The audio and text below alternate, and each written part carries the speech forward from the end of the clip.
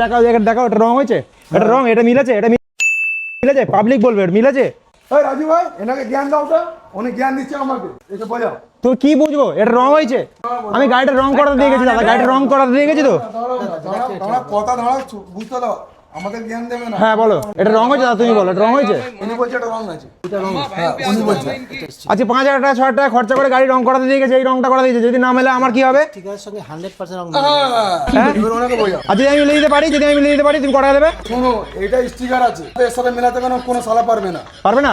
না। আর যদি আমি মিলিয়ে দিই, আমি হাতে রং করে মিলিয়ে দেবো, হাতে রং, হাতে রং। তুমি কদিনের মিস্ত্রি, তুমি কদিনের মিস্ত্রি? আমাকে বললে হবে না, তুমি যাকে কাজ দিয়ে তাকে বলো। তুমি কিরকম মিস্ত্রি? সেই বলছে আমাকে তুমি কেন বলছো? তুমি কিরকম মিস্ত্রি হয়েছো যে এই রংটা ফেরাতে পারছো না? ও তো স্টিকার আছে, এটা কি আছে, এটা বলে তো আছে। আরে দাদা এই রংটা আমি পুরো নিজে ভিডিও দেবো, হাতে রং করে ভিডিও দেবো। বাছুরে কেন দিয়েছে এখানে? এখানে কেন দিয়েছে? তবে এখানে কেন রং দিয়েছে তুমি? দিয়েছি আমি, এর ভালো কাজ হবে, কেন দেবে?